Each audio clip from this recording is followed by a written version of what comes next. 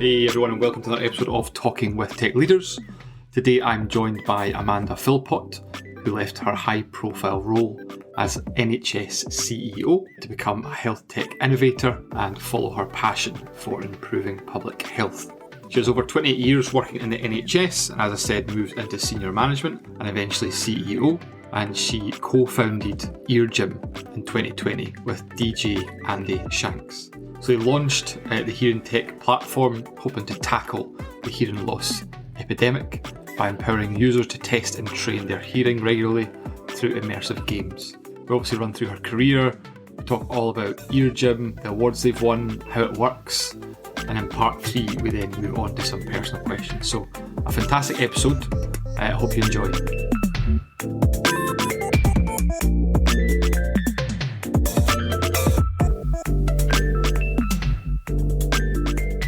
I'm joined by Amanda Philpott. How are you, Amanda? Are you well? I'm very well, thank you, Michael. And you are co-founder and CEO of EarGym. Yes, yeah, that's right. Yeah. And to give a bit of intro about yourself, after 28 years in senior management at the NHS, you reached the heights of CEO to become a health tech innovator and followed your passion for improving public health from a new angle. And that was obviously co-founding EarGym in 2020 with DJ Andy Shanks. That sounds really cool. Was EarGym long in the kind of works for you? No, not at all. When I left the NHS, I wanted to continue to work on improving population health, so I joined the Zinc VC Accelerator. And the mission at the time was to build businesses that could improve quality of later life for 100 million older people. And in that first month there, somebody came along from the Royal National Institute for the Deaf, and in the hour's presentation, they talked about the prevalence of hearing loss and the correlation with dementia. So I started investigating it there, and Andy was in the same Zinc cohort. And when I was checking different hearing tests and things, Andy and I were in the slightly older age group of the people on that accelerator. And we realised that we both have hearing loss. We realised that we both are affected in our families by dementia, and we got on really, really well. So we decided to set up EarGym. That's awesome. What a great story. I mean, I didn't know the link between hearing loss and dementia as well, but I'm sure we can go into, I suppose, more detail on that at the part 2 of the podcast, and we kind of dive into EarGym and that kind of journey that you've been through. But starting obviously with part 1 then, and kind of starting from the beginning with academia, you did joint honours degree in psychology and sociology. Yes, I didn't, I enjoyed a lot of sport at school, so I didn't do very well in my early education, and so I took a couple of years out, travelled a bit, worked in market research and what have you, and luckily managed to get onto a degree course for psychology and sociology, which really piqued my interest in behavioural science, behavioural insights. And then it was from there, because it was a data-heavy degree, it set me in a good place to join the NHS in their information analysis in the early 90s. That's awesome. That's a great story, a great journey, I suppose, to kind of start off. And I mean, you spent obviously, 28 years with the NHS. I suppose you didn't expect to spend that long there. What was it that kind of continued on that path and that journey, working in public services, especially within health? Well, the NHS is very large and very complex, and there are thousands and thousands of organisations within the NHS. Yeah. So it's a really great place to spot another job that looks interesting, or another geography that you want to work in. And you can, as a manager, you can move through many different settings like community care, primary care, specialist hospitals, what we call hot sites, and colder sites, mental health and what have you. So I never really set out to plan my career. I was really lucky. In my first job, I had a boss who was very big national union leader. And she said, you're not going to work in the NHS unless you really, really care about it. So I spent about the first 4 months learning about the NHS and caring about it. And that sort of shaped where I went in the different jobs. So I was in Oxford, I moved down to the south coast of England and worked around Sussex, Surrey, Kent and southwest London predominantly. But then towards the end of my career, the latter half of it, I was working in national jobs as well. So I got the opportunity to think about population health on a very large scale. Mm-hmm. And that's what give you that, what you're saying, that holistic view of society, all the different areas of the NHS, where there are maybe difficulties or problems, and then where things are going well in certain areas. So it kind of gives you that overarching view that maybe didn't have before, yeah? Yeah, that's right. I mean, I also had one of my jobs was in public health, and the determinants of health are really, health services are one part, but they're the sort of the specialist end. But you've got to look at public health in terms of housing and education, employment, and access to food and clean water, all of those things that affect our entire opportunity for well-being.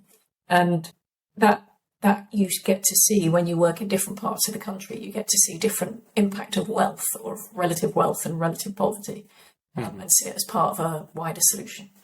Mm-hmm. And how those, I suppose, different aspects of daily living impact each person, or the different things, I suppose, that they come to the NHS for, ailments, disease, whatever it is. You're going to see the different across the country based on where they're from or what's happening in their lives. Yeah. Yeah, absolutely. I mean, if you've got access to be able to walk in the fresh air for a mile a day, or you've got easy access to fresh fruit and fresh food, and you have some knowledge of how to cook, or you're supported to do that, or your housing is secure and you're not worried about whether or not you've got a roof over your head. All of those things enable you to live a healthier life, and the conditions that affect us more significantly we can manage better if we have better control of, more support in the other areas of our life. Mm-hmm. Did you find then throughout your career, and it was quite personal, but I mean, did you find it was quite grounded? You might kind of have assumptions about people from different places, or have views of what the NHS is kind of doing. Did that kind of help you ground and think, wow, even appreciate what we have versus other parts of the country and kind of what's going on there? Yeah, you can't help but do that. I mean, I was lucky to be in a secure role or secure jobs in my career, but a lot of what I did was talking to members of the public, talking to regular users of health and social care services, people with long-term conditions, diabetes, asthma, people who are regular attenders at accident and emergency services, people who are older or more vulnerable or have another frailty that requires a sort of a wraparound of services where the services weren't necessarily well enough joined up. And it really made you think about the privileges, if you like, of the period of our life when we might be healthy and able to manage things ourselves much better. And then how do we properly support everybody in society? Because I think a well-supported society is better for all, really. Mm-hmm. Oh, completely. I mean, with the academia as well, and you went on and did your MBA as well, didn't you? Yeah, that was a personal choice because by then I was working in acute hospitals and I was working with senior doctors and looking at the amount of responsibility they had and how they had come through quite an extended education path. Mm-hmm. And I thought, I want to be a manager in the NHS and I deserve to pay that role equal respect to the medics and nurses and all the other professionals that work in the NHS. I wanted to be equally well qualified and equally knowledgeable, if you like, in my profession. So I did my MBA because I thought the NHS deserved that respect. Mm-hmm. Oh, fantastic. And do you think that was quite eye-opening of, I suppose you don't know what you don't know. I say that quite a lot in the podcast, but, when you were kind of going through different modules of your MBA, was it quite eye-opening to then, well, this is how things are pieced together, that's how that works with the NHS? I mean, the NHS is massive, like you say, but try and kind of piece it all together for you and give you different, I suppose, ways of viewing it. Yeah, it was, gosh, my MBA was quite a long time ago now as well, but actually that's nearly 30 years ago now. But the things that I remember from it were thinking about the economic picture and the economic modelling for the NHS. So thinking about, if I invest in this treatment, what's the best economic choice? And so there's something in the NHS, I don't know if you'll have heard of this, called QALYs, so quality of life years, or disability affected life years. And so when you get a new treatment, you get super expensive new drugs, you get super expensive new treatments, and they may be absolutely fantastic. But to commission them within the available budget means that you have to decommission something else. And so you have to have, the MBA was helpful in me thinking about the economic models that underpin QALYs, for example, or NICE decision making, that make you realise that there is a finite envelope. And so you have to have a way of measuring value And that might be the number of people affected, or it might be the severity of the issue and the opportunity for keeping one person alive. And those value judgments, they're really difficult in a face-to-face situation in the NHS, but it's really important to understand the model and the principles so that you can have those difficult conversations. I mean, that's decision making, isn't it? That's really challenging. I can imagine decisions you make, and the impact, and like you're saying, you're kind of weighing up. You've got this much budget here, and if you take things away, you're affecting someone somewhere. So it's kind of like having that ability to do that scale. Yeah. I mean, other things I remember from my MBA are things like marketing, thinking about your brand. And also, actually, the other thing that I took away was the importance of data and evidence-based decision-making. And in some of my roles and some of my jobs, it's not been possible to access the data that you need to make those good decisions. And one of the things that we do in Ageing, we're a data-driven company. And it's been quite joyful, really, to have the opportunity of building my own company where data is to the fore, as opposed to something that we have, but don't necessarily connecting to the decision making. Yeah, I can imagine as well the scale of it and the legacy data within the NHS. It's kind of like how accurate is it? How clean is the data? How accessible is it? And then I suppose could you actually process it at scale? That's It's a great one for. I mean, many great minds have tried to solve this over decades. But when you think about privacy and data sharing, so every time you have a touch point in the NHS, whether or not that's in your GP surgery, or if you get access to NHS dentistry, or if you go to a hospital and you're A&E or long-term conditions, each time you're looking at new health records and joining up those health records so that you only have to give that data once, your next of kin data, your age, your date of birth, etc. Especially for patients who might be confused, who might be on a complex, they might be unconscious if it's an emergency admission. Mm-hmm. If we could get the data connectivity right, it would be really good in terms of resources and really good in terms of safety, actually. But the flip side of that is that people are worried about who has access to that data and whether or not they have privacy. And, I've been party to those conversations over the last 3 decades, and it's not an easy problem to solve. But certainly data could be used better. Yeah, challenging one. I know with the iPhone, you can put your emergency contact in and list medication and things like that. But, if that's not working and, an ambulance comes and they can't find the information, they go do certain things or they miss something goes wrong. So, like you're saying, having that data and having it accessible on that one platform would be great. I can imagine make it easier for everyone. But yeah, and as I said, loads and loads of people, great minds, are working on it and have been working on it for ages. It's not an easy solution, but it would be, I think, a massive win for health and social care if there was one care record for sure per person. Probably. I mean, I loved working for the NHS, and it's a fantastic place where I worked with brilliant people. But in the NHS, you work despite the system. It's about people, and it's quite an exhausting place to work. And I really admire people who continue to work in such trying times. So on to part 2, and all about Ear Gym, which you started, as I said, with DJ Andy Shanks in 2020.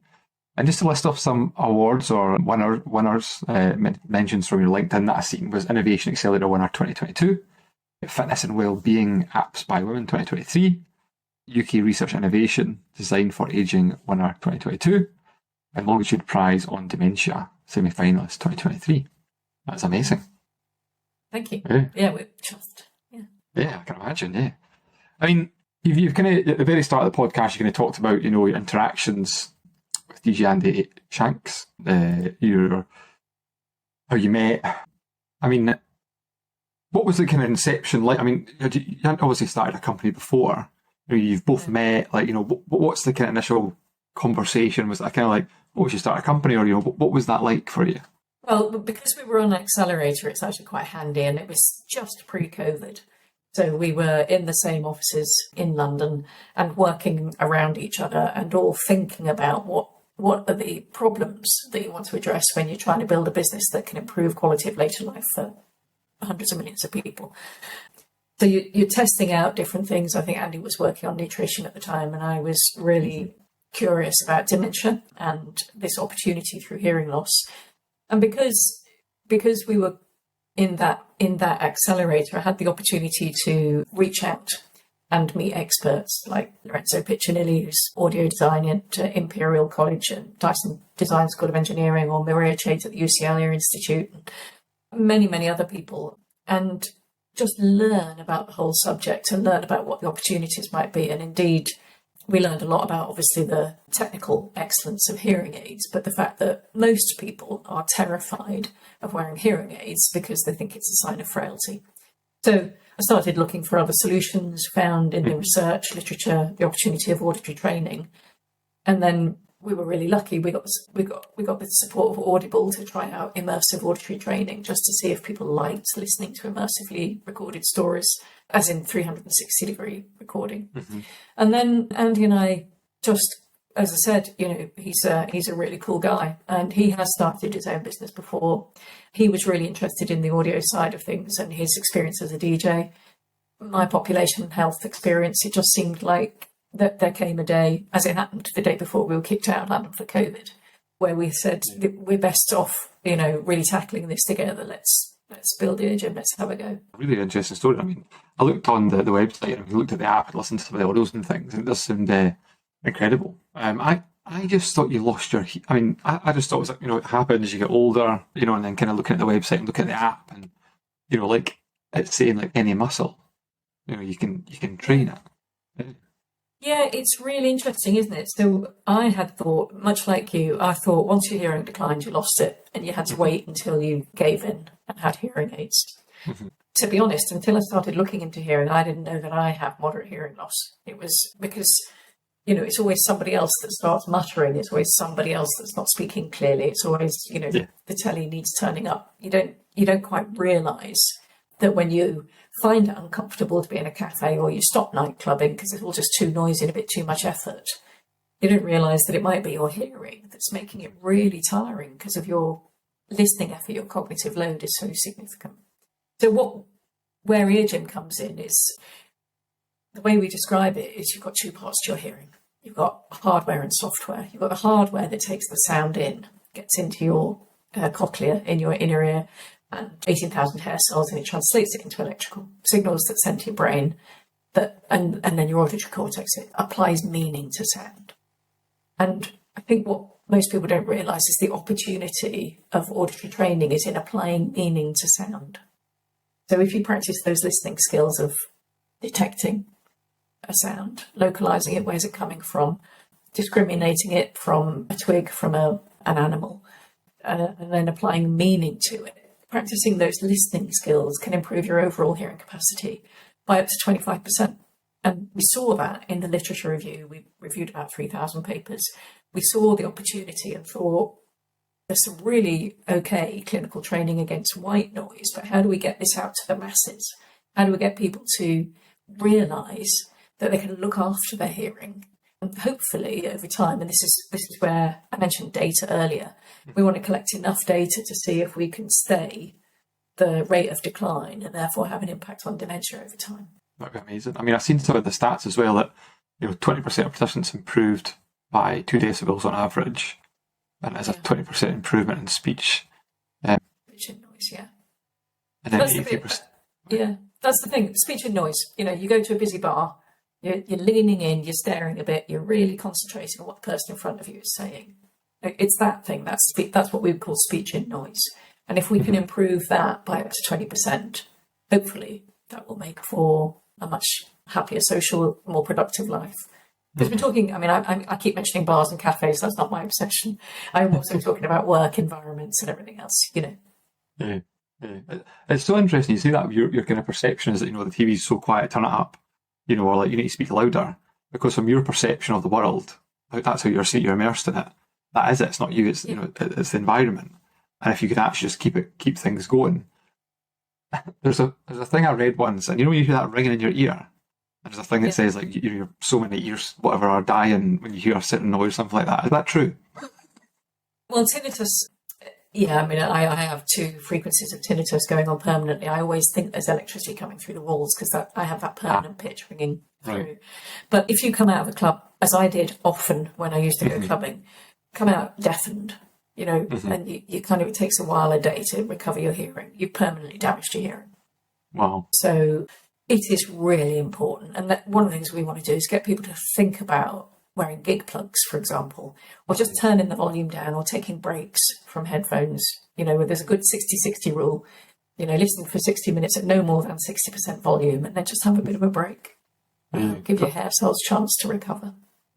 I mean, I know because your iPhone now, or I'm sure Android is the same, actually says, flashes red and says, like, the volume's too high. But yet they let you still put it that high. But yeah, they obviously give you, tell you it's too high, so it's a good thing. Yeah, but my younger self, I would turn the volume down. I used to belt out the sounds in the car and stuff, and sing along, of course. I think it was the music that deafened me, not my own singing. Oh, totally. And it's so interesting, people probably don't think about the, sound coming in, like thinking about analog, and then those little, the hairs in your ear actually, transforming that into electrical signals to your brain to then understand what's being heard. Yeah. And you're saying about the software and the muscles, that actually deciding what that sound is, so you can improve that and make it more efficient using the eargym app. Yeah, that's what we're about. Yeah. Awesome. There's a second part of that. So the auditory training is absolutely what we're about, and that's where the richness of the data comes in. But actually, at the moment, 1 in 2 of us will get our sight checked every year. 1 in 2 of us will get our teeth checked every year. Only 1 in 20 of us will check our hearing. And so one of the things that we do first, our journey on eargym, is check your hearing, then train it, and then find out more. Because if our checks show that you would really benefit from seeing an audiologist face-to-face, then we encourage you to do so. So we include hearing check, valid and reliable hearing checks. We've got one fun thing, which is a frequency slider, which takes about 30 seconds. Because at every decade of our life, we will lose some frequencies.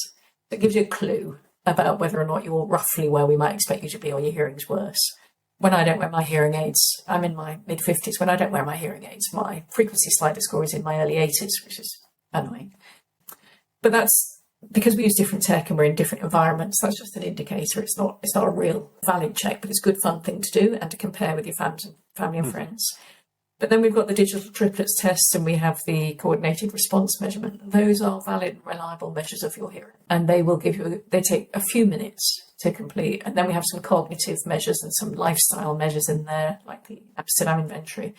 And it just gives you, in the privacy of your own home, when you want to, in under 10 minutes, you get a picture of how your hearing health is and how it affects or doesn't affect your life, in terms of your ability to hit conversations in a crowded room or see the direction of traffic, all of those different things. So when we raise awareness, probably 70% of people will be about fine, but about 30% of people will probably need some kind of ongoing consideration of looking after their hearing or training their hearing or going to see an audiologist. That's what we're finding. That's really interesting. I mean, do you find the uptake when 30% find out that, they actually do have some form of hearing loss? So you kind of finding the uptake on using the kind of, the gamified apps to try and help increase it and, using the platform? Yeah, we are. We've delivered over 300,000 ear aids checks. So that short 30-second check, we've delivered over 300,000 of those. And interestingly, about 70% of them are under 35. So that it's, for us, really interesting that younger people are thinking about their hearing, which is really reassuring, because our ubiquitous use of headphones means that there's a massive risk coming for that generation. But then from that, we've got about over 20,000 downloads and around 10,000 signups. So to using the app. And so that's showing us what people like, what people find useful, and what people want to train with. And we're on a journey. As you know, we're a startup, so we're learning what people like about the app. And we've got 5 games in the app at the moment. We know which one's the most popular, and we know what people will stay on, and we know what people will try and not enjoy. So we try to improve as we go.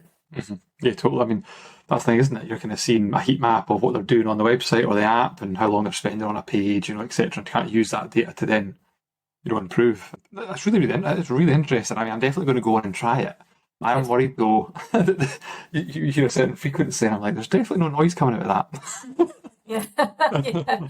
Well, yeah. I mean, I laugh about it now, but I'm not sure it was funny at the time. But when I was in the NHS and I was a chief exec, and you've got the problems of status and hierarchy, I would be chairing these meetings and I would be fuming that people were muttering. And I thought, wow, these generations are coming through, haven't been taught to speak with clear articulation. And when in that moment when I did a hearing check and realised I actually have moderate hearing loss, which is quite a lot, I just was mortified in hindsight, just really embarrassed that I was the problem and nobody dared point it out. No one to say anything, yeah. But it's your perception, isn't it? It's like you don't know unless you kind of go and get it checked. But now, and your analogy about, kind of going in the opticians, and going to the dentist and that kind of thing, you're checking your health, you make sure things are okay, and you definitely should be going to get your hearing checked. Yeah, sure, absolutely. I mean, I would say this anyway, obviously, but actually you can do your checks without going through the paywall. You can check your hearing on EarGym. So check your hearing, and if you like it, sign up. But check your hearing. Good. Yeah, that's a great, yeah, totally. I mean, launching a health tech startup has obviously got a unique set of challenges. But what's been your proudest moment so far with EarGym? Best or worst, did you say? Best. Best moment? Gosh, there have been so many exciting moments. So what's really great is we've had research grants from the UKRI Healthy Aging Challenge. So that has funded 2 years of user-led design. So we have a design panel of people who have hearing loss, don't have hearing loss, or may be diagnosed with dementia, who shape every part of our product design. We test it with them before we publish anything. That was brilliant. We have a research grant from the Alzheimer's Society, which was quite a real stamp of approval, if you like, that we were in the right area of trying to understand how we could positively influence dementia. And that's been a really positive partnership with the Alzheimer's Society. And then getting the Longitude Prize on dementia, we're a semi-finalists. So we're one of 24 semi-finalists who are researching how we can impact the diagnosis and care for people with dementia. And that's really exciting. So the whole research side is really strong, and that's really important to me as a population health specialist and to everybody who works within EarGym and our advisors. Most exciting moment as a startup probably is when you get your first investor, and that it starts to become really real. And, we've raised a bit of money over time, but we're in a constant cycle of raising investment. We're raising at the moment to help us to go through medical device accreditation, for example. But that first investment is a real wow moment, that somebody believes that you're building something that they're prepared to put some money behind. That's great. It's an awesome story, and it's that kind of validation, isn't it? It's kind of like, yep, we've had this idea, here's the MVP, that's what we've done so far, and someone's saying, yep, I like that, that's what I want to get involved in. I can imagine it's a great feeling, yeah. Yeah, it's a fantastic feeling. And then, of course, it brings with it its own pressures because you don't want to let anybody down, but it's great, yeah. Yeah. Not completely. I mean, the link between hearing loss and dementia then, is that kind of come about recently? Is that something that's always going to be the case, or? It's relatively recent. So Jill Livingston chaired the Lancet Commission on Dementia in 2017, which is where really the first bringing together of all the research that superb researchers like Frank Lin and colleagues have done, which shows the correlation. And the correlations between hearing loss, age-related hearing loss, social isolation, mild cognitive impairment and dementia. But as I said, many people don't test their hearing, so it's a lack of data. So whilst the correlation is absolute, the direction of cause is less certain.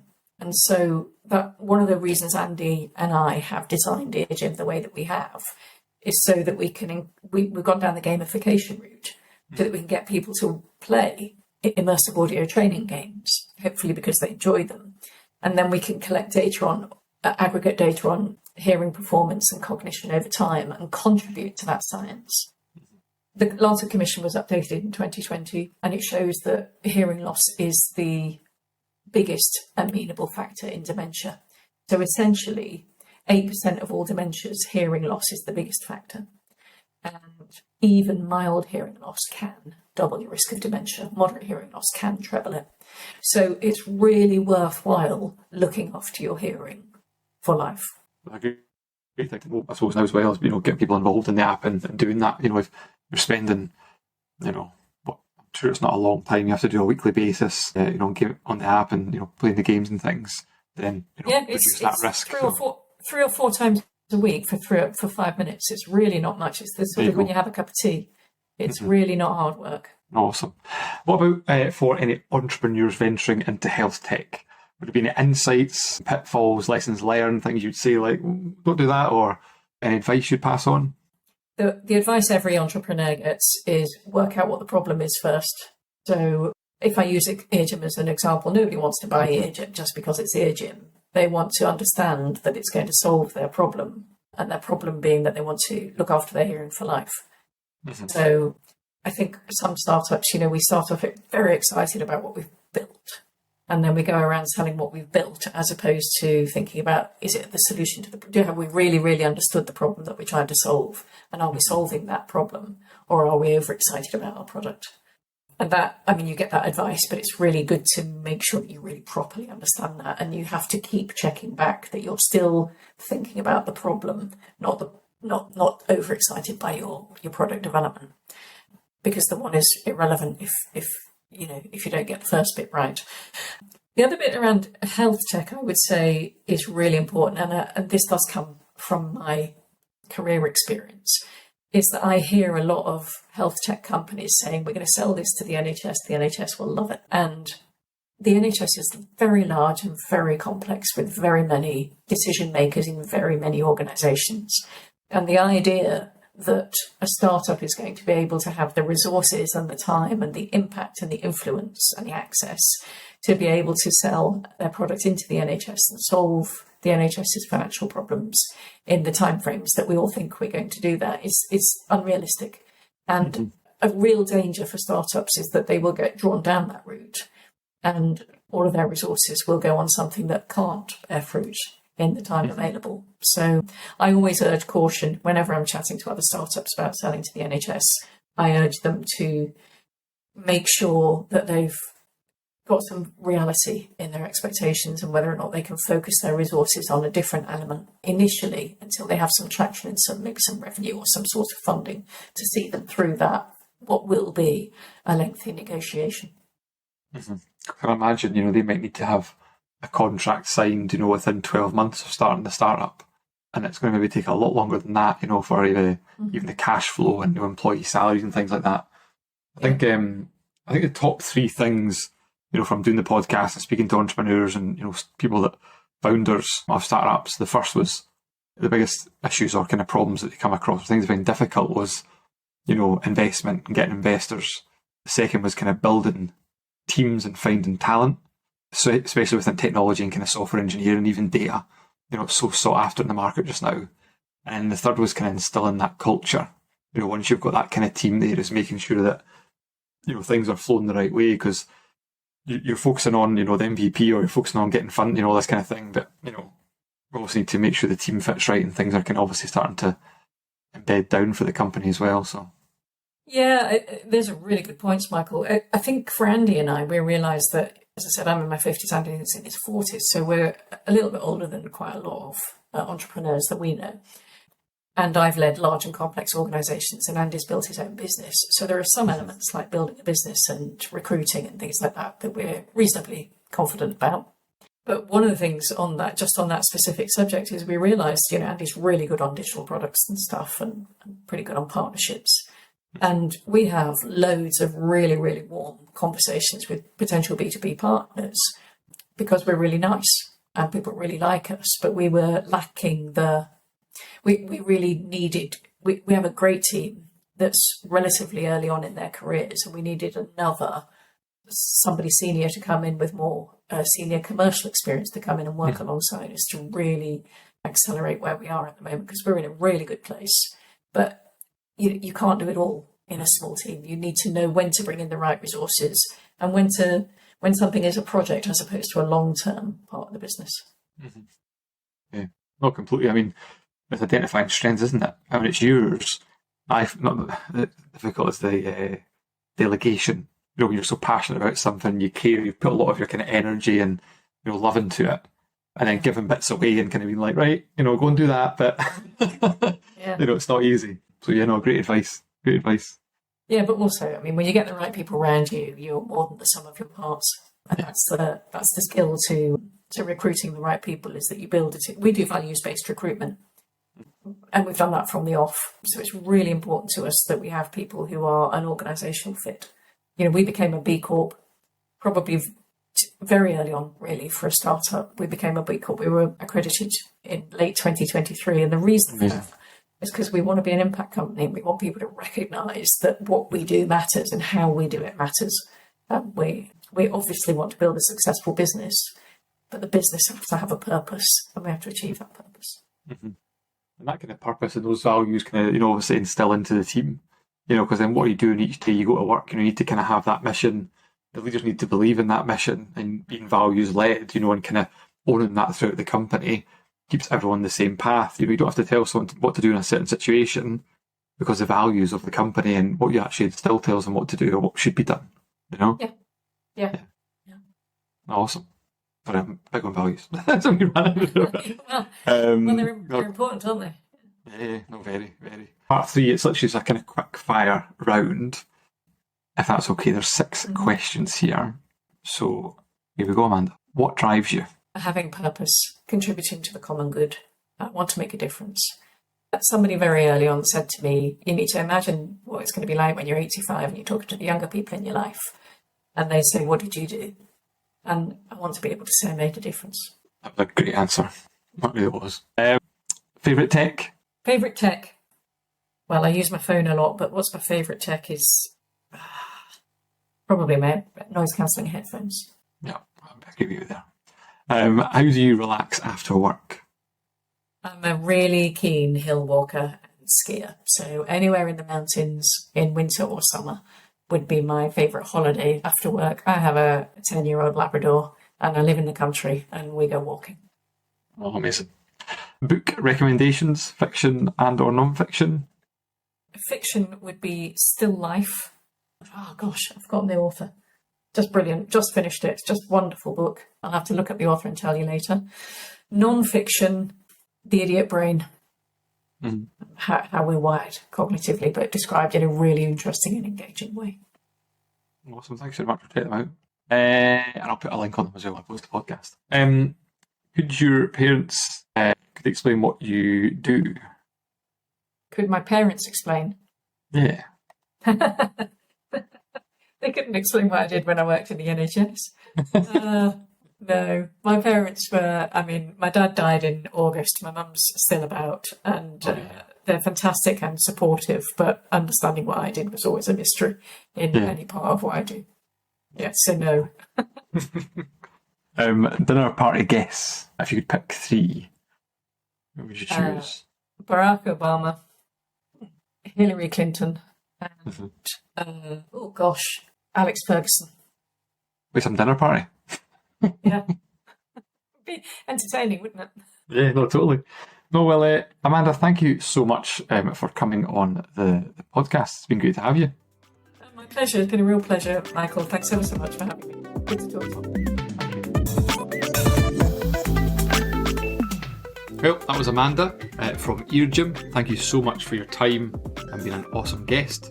As always, if you're looking to build or scale tech teams, BIT are happy to help. Or if you're looking for managed services, BIT Projects is also there to help with that.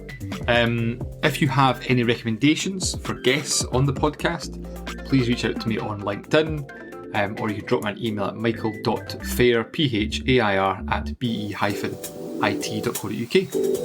Thanks.